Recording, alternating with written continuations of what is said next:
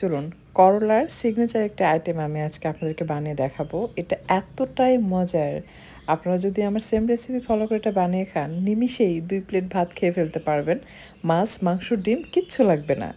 এর জন্য বেশি করে পেঁয়াজ আর কাঁচামরিচ দিয়ে এটাকে কিছুক্ষণ ভেজে নিতে হবে। কাঁচামরিচ ঝাল কেমন সেটার উপর নির্ভর করে দিতে হবে কাঁচামরিচ। আমি এখানে 6 থেকে 7টি কাঁচামরিচ ব্যবহার করেছি। সামান্য হলুদের গুঁড়া দিয়ে জাস্ট পেঁয়াজ এবং কাঁচামরিচের সাথে মিশিয়ে অ্যাড করে দিচ্ছি করলা। করলা কিন্তু আগে থেকে কেটে পানিতে ভিজিয়ে রাখা যাবে না, তাহলে করলা তিতা লাগে।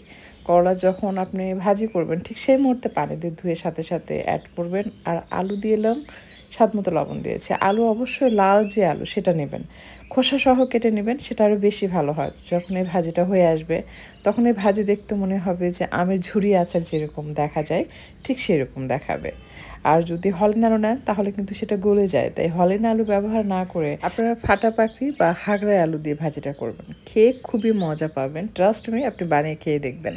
আর এই আলু ভাজি করার নিয়ম হচ্ছে যে প্রথমেই আলু, পেঁয়াজ, কাঁচামরিচ সব একসাথে মিশিয়ে নিয়ে 5 মিনিট ঢাকনাতে ঢেকে রাখতে হয়।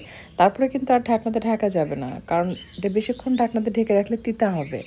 জাস্ট ঢাকনা খোলা রেখে আপনি ছড়িয়ে ছিটিয়ে রাখবেন, যখন নিচের অংশ লাল হবে তখন উল্টে দিবেন। আবারও ছড়িয়ে ছিটিয়ে রাখবেন, কিছুক্ষণ অপেক্ষা করবেন, যখন নিচের অংশ লাল হবে যেরকম ভিডিওতে দেখতে পাচ্ছেন তখন আবার উল্টে দিবেন। এভাবে বারে বারে উল্টিয়ে পাল্টে দিতে দিতে আপনার আলু ভাজিটা হয়ে যাবে, মানে করলা আলু ভাজি হবে ঠিক ভিডিওতে যেরকম দেখতে পাচ্ছেন। করলা ভাজি হয়ে গেলে কিন্তু সাথে সাথে প্লেটে রেখে ছড়িয়ে ছিটিয়ে দিবেন।